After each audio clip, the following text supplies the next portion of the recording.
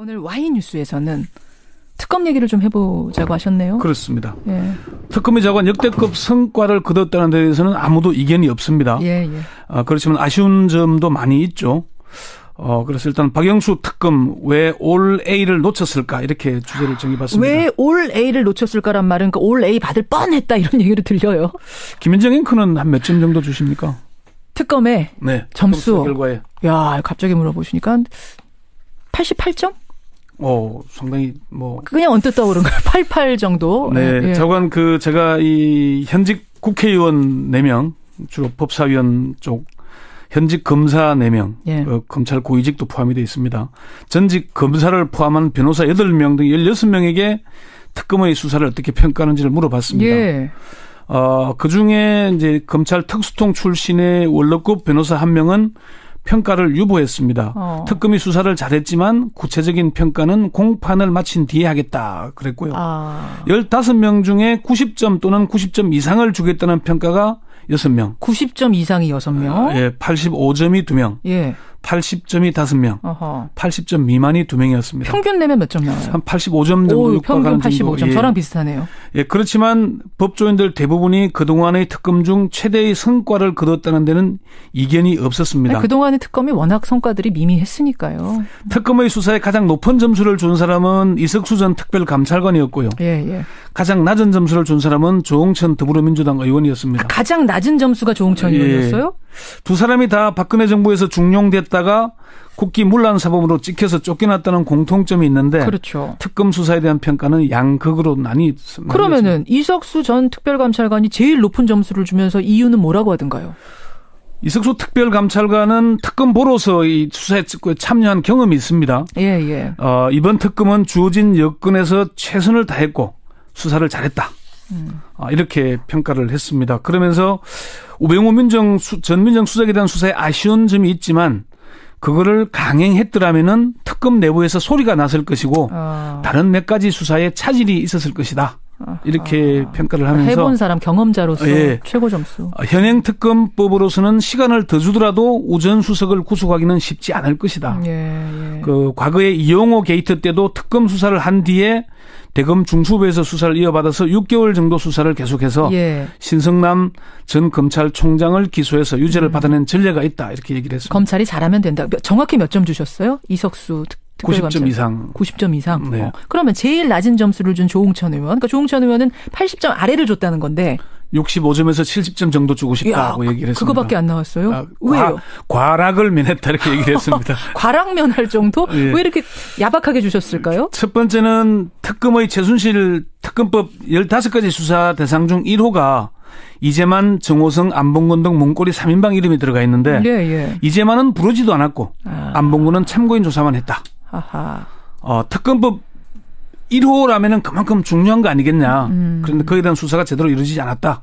그 얘기가 있고 두 번째는 2월 28일까지 집행이 가능한 청와대 압수수색 영장을 발부받아 놓고 예.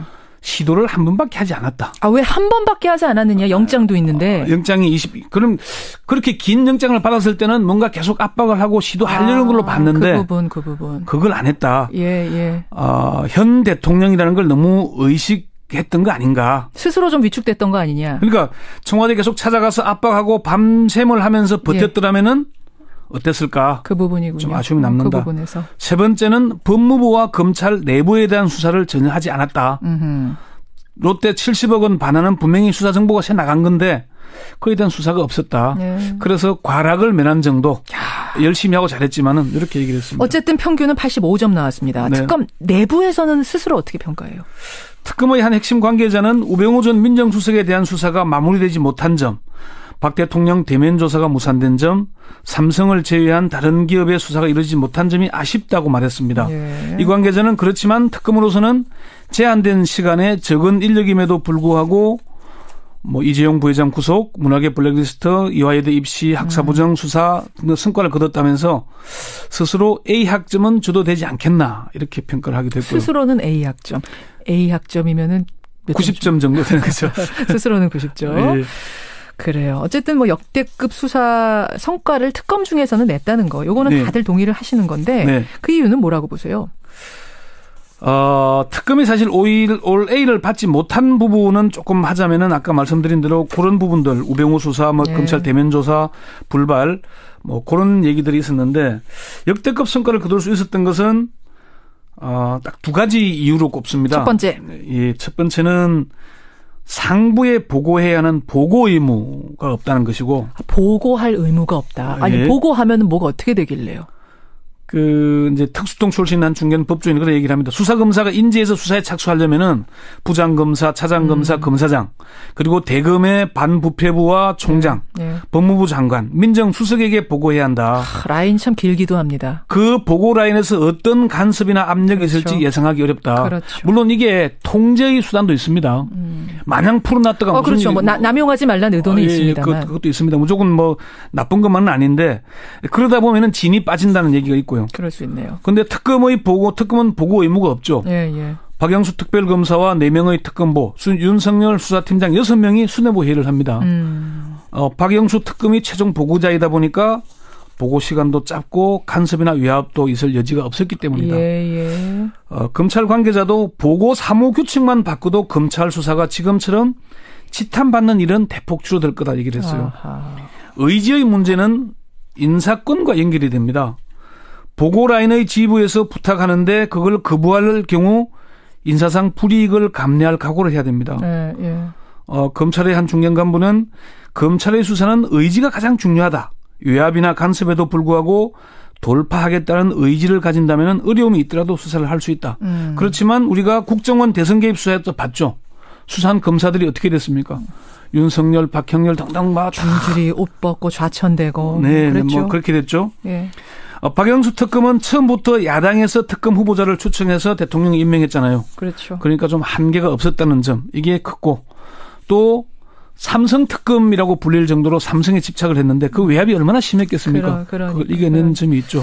자, 어쨌든 이렇게 해서 오늘부로 끝납니다. 특검 이제 문 닫습니다. 연장 법안이 통과되면 또 어떻게 될지 모르겠습니다만 일단 문 닫습니다. 이건 이대로 마무리가 아니라 검찰로 고스란히 넘어가는 건데 어떻게 보세요, 권영철 기자? 잘 할까요? 제가 지난주에 했다시피 특검은 게릴라 부대지만은 검찰은 미군의 항공모함과 같습니다. 수사에 한계가 없습니다. 수사 인력도 한계가 없고요. 그리고 관련 기관의 협조를 받을 수가 있습니다. 아니 한계가 없는데 잘 못했었던 게 사실이잖아요. 지금까지 여러 번. 앞서 말씀드렸던 보고와 의제의 문제였는데 그러니까요. 지금은 대통령이 직무정지된 상태고 법무부 장관이 공석인 상태입니다. 민정수석이 개입할 수가 여지가 없습니다. 환경이 훨씬 낫다. 전보다. 환경이 달라졌습니다. 그리고 검찰이 여기서도 제대로 하지 못한다면은 검찰은 어떻게 되겠습니까? 이제 국민적 지탄에서 벗어나기 어려울 것이고 바로 그겁니다. 검찰 개혁으로 검찰권이 상당히 무력화되는 그런 걸 감당해내야 됩니다. 아니, 검찰이 능력이 없어서 못하는 건 아니잖아요. 수사할 수 있잖아요. 마음 먹고 하면. 사실은 이번에 특검의 수사 성과 중 상당 부분은 검찰이 확보한 스모킹건 때문이었습니다. JTBC가 확보한 태블릿 PC 때문만이 아니고 정호성 비서관의 차명폰. 그렇죠. 그리고 안종범 수석의 수첩. 이런 등등 스모킹건을 검찰이 확보한 겁니다. 맞아요. 그 점은 우리가 평가할 필요가 있습니다. 검찰이 잘해주길 바라면서. 하지만 한 가지 걱정되는 건 우병우 전 수석, 우병우 라인이 검찰에 존재한다. 여전히 살아있다. 이런 얘기를 하도 많이 들어서요. 우병우 전 민정수석이 전화 통화 문자가 2,000여 개가 넘는다 그러잖아요. 그래요. 그리고 그렇기 때문에 사실 우려가 큰 건 사실입니다. 특히 청와대 압수수색을 했더라면 그나마 좀 확보할 수 있는 자료들도 확보하지 못했어요. 맞아요. 그리고 가장 중요한 것은 검찰 윤곽근 특별수사팀이 4개월 동안 이게 증거 인멸하도록 시간을 다 줘버렸습니다. 초반에 다 줬죠, 사실. 방치했죠. 그래서 상당히 어려움이 있을 것으로 예상되지만은 검찰의 의지는 지금 차고 넘칩니다. 의지만으로 본다면? 의지가 상당히 넘치는 걸 제가 확인을 했고요. 또 특검에 파견된 검사들이 일부만 기소하지 말고 통째로 검찰로 넘겨서 다시 하도록 하자. 왜? 개인 비리 수사와 직권 남용 직무유기를 같이 가다 보면은 할 수 있다는 의지가 넘친다고 합니다. 그래요. 그리고 가장 중요한 것은 우병우 수석과 통화를 자주 한 검사 라인들은 수사에서 완전히 배제되도록 해야 된다는 겁니다. 그러면 수사 내용, 전화 통화 내용 가지고선 딱 비교해가면서 제껴야 되는 거예요. 정보가 셀 수 있기 때문에 그 부분들 그렇게 신경 써서 좀 배정이 되기를, 수사가 마무리 잘 되기를 기대하면서 1397님 100점 만점에 300점 주고 싶습니다. 0403님은 A+ 이상 주고 싶다. 9528님은 60점 주고 싶다. 이분 조홍천 의원하고 비슷하세요. 그랬더니 심정아 님이 아니 60점이 뭡니까? 그렇게 따지면 검찰은 6점밖에 못 줘요. 하면서 대체적으로 99점 KP님. 후한 점수들 주시네요. 예, 박영수 특검 기분 좋겠습니다. 권영철 기자 수고하셨어요. 네.